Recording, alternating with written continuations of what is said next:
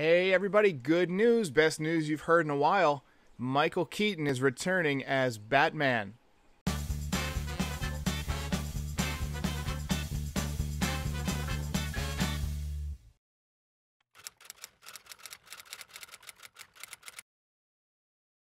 sounds like we're actually going to have a season. There's actually going to be a baseball season in 2020. Now, it had to be implemented by the owners because the owners and the players couldn't come to an agreement. So here it is. We're going to get 60 games in 66 days. Does not sound like we'll have any kind of a expanded playoffs, which is something that the league had considered as part of the agreement. MLB is supposedly still investigating a bubble city because of the rise in coronavirus cases, but it sounds like they're just willing to deal with it now. There's going to be a bunch of new rules. Let's take a look at some of them. So aside from the 60-game season, there's not going to be any fans in the stands, so that'll be strange. And the Astros lucked out there because fans were going to tear them a new one this year, but it'll be interesting to see if people still care in 2021 or if, like everything else, it'll just kind of go away because of the incredibly potent news cycle of nonstop things that keep happening, murder hornets and Tiger King and all sorts of stuff. So that's one thing. So players are going to have to take their temperature each day before getting into the ballpark. And apparently, if your temperature is a little abnormal, they're not going to let you in. There's probably some kind of a protocol. They haven't released the health and safety protocols officially yet, but I'd imagine that if someone tests positive, it's an automatic, 2-week COVID list or something like that, where they have to separate and social distance for a couple weeks. There will be some social distancing in the dugout. Any personnel that is not a player will have to wear masks. Will have to wear, one of the protective masks. The uniforms will have patches on them with advertising. We saw that in London last year. There was a lot of attention on that game, so MLB wanted to kind of increase their potential revenue, so you put some patches on the uniforms. That's just a smart way for them to make up for some of the fans not being able to be in attendance this year, and I'm okay with it. The one I'm not okay with, though, is extra innings are going to be different. I mean, you're fundamentally changing baseball here. If a game is tied going into extra innings, each team will open up with a runner on second base to begin the inning. So how does that affect ERA? It's just a dumb rule. Theoretically, a pitcher could throw a perfect game and lose. So let's say you throw 9 perfect innings and you enter the 10th inning with the game tied 0-0. Your team doesn't score in the top of the 10th, and then the other team comes up in the bottom of the 10th with a runner on second base. And then you give up a long fly ball to center field. The guy catches it. Runner moves over to third. And then you give up, another routine fly ball to the outfield, that turns into a sac fly. You could throw a perfect game and lose 1-0, which to me is outrageous. I mean, just play the games. I mean, you're already there. You're already playing. There's no fans. I mean, just play the game. Another interesting one. Major League Baseball reserves the rights to relocate teams in the middle of the season. That's got to be fun for the players, huh? So, it might be August, and there's a flare-up in one of these cities. Maybe they move that team out of the city. I mean, this is just going to be so weird. Logistically, it's going to be very difficult for them to implement. You almost wish they would do the bubble city. Now, I know that would be tough for the players being away from their families, but at this point, it's only a couple months. I mean, it's basically July 24th through however deep into the playoffs you get, which I'd imagine they're going to change up the playoffs to try and have less off days in the playoffs. So, you're looking at probably, if you go all the way, July 24th through mid to late October. Maybe October 25th, 27th, something like that. It seems like a long time, but it's really not when you got games and you're at the ballpark every day. It's just like a really long road trip. So we'll see if that works out. I don't see teams being moved mid-season. It's just going to be too difficult. Increased rosters. So One of the things that the players had been asking for, and I think the teams will be on board with, because just because injuries happen and illnesses happen, was increasing the size of the standard roster from 26 to 29. I think they should go even higher. I think they should make it 31, 32. Now, that does make it harder to social distance, but as long as everybody's testing negative, that shouldn't be a problem. But each team will get to carry a taxi squad, which will probably be, maybe 20, 25 folks. One thing that I thought about that is interesting. What are they going to do with spring training now that all these guys have been sent home?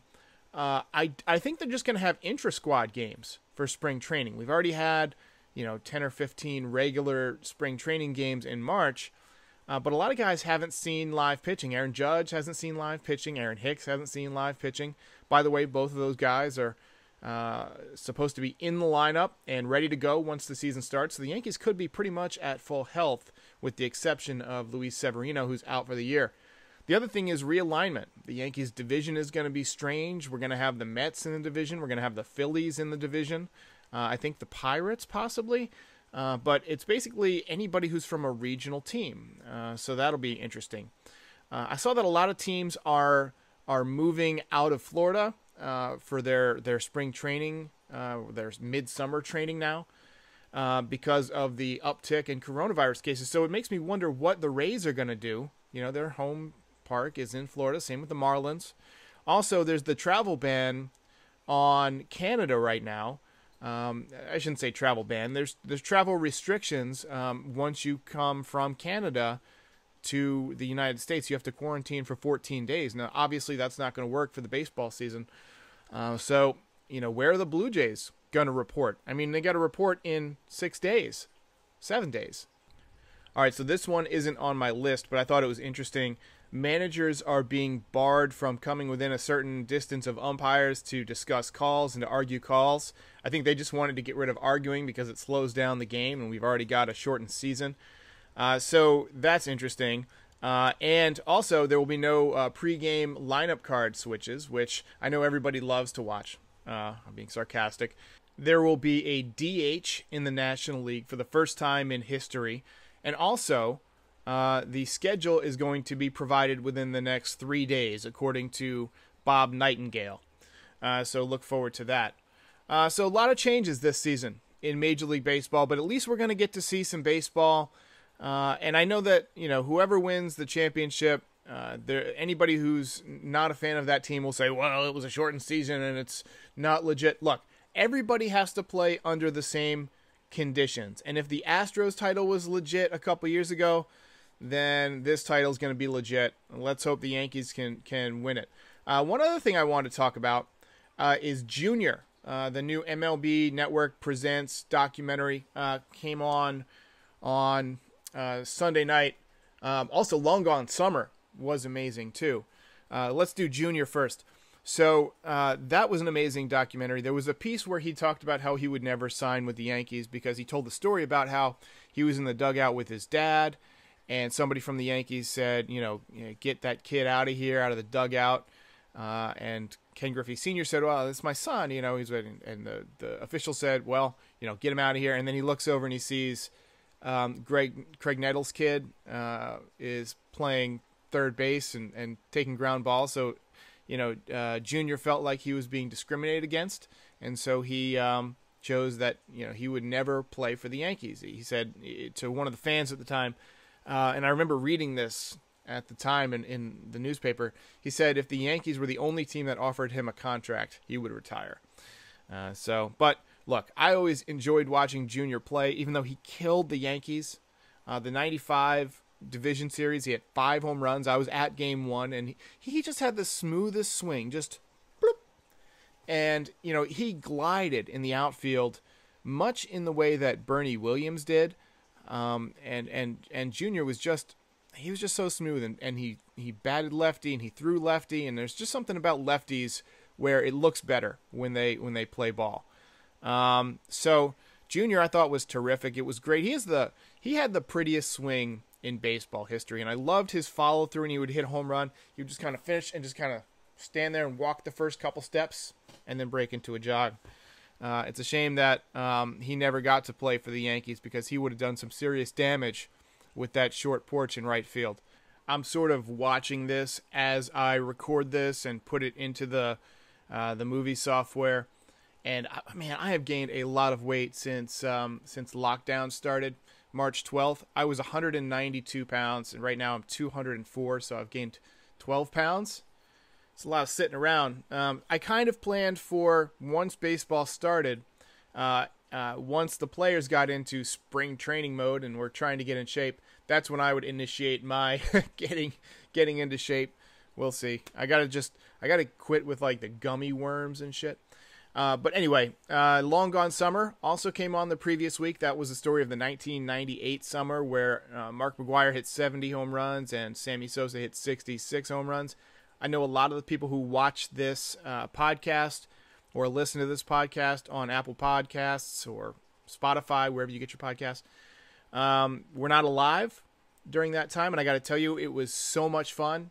I mean, every night I was addicted to Baseball Tonight. It used to come on 10 Eastern. Peter Gammons and Carl Ravitz and Buster Olney and Berman, Chris Berman. You don't see much of him anymore, but he had a great home run call. Back.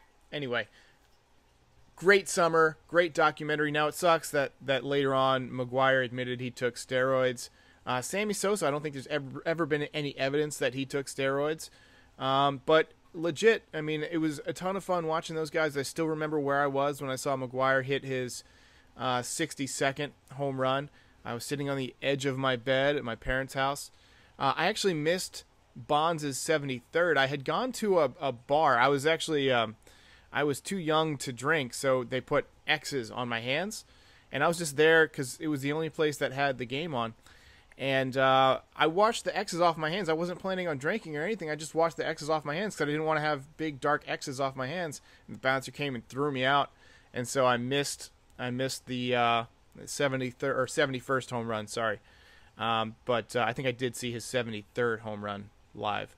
But those were the early days of streaming. I think I'm not sure if I don't think MLB TV was out in 2001. I think it came out maybe like 2004, 2005. But somehow I saw Bonds' 73rd, which he hit off of, I believe, Chan-Ho Park. Long Gone Summer. I mean, it was awesome. If you get Disney Plus, you can get ESPN Plus, which gives you access to all of the different 30 for 30 documentaries. There's a great one called House of Steinbrenner. It's about the creation of Yankee Stadium, the new Yankee Stadium, and a lot about George Steinbrenner's tenure as Yankees owner. There's one called Jordan Rides the Bus, which is a great baseball doc about when Michael Jordan played for the Birmingham Barons, which I think was 1995, 94, 95, something like that. And it was that was an amazing time. Yeah, definitely check some of those out. Hope you enjoyed this episode. I've got some more videos coming soon. I'm probably not going to cover any spring training intra-squad type games that the Yankees play.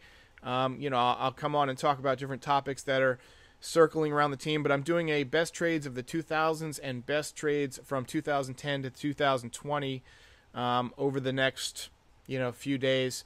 I've gotten one of them written, and I've got another one kind of sketched out, so we'll see how that goes. It usually takes about a day to do one of those videos, so I'm just looking for some time away from my regular job when I have a few hours to work on something, so I'll get started on that. But I'm looking forward to bringing you guys the Game Day Show, highlights and discussion about every single game all season long, so feel free to like this video, subscribe.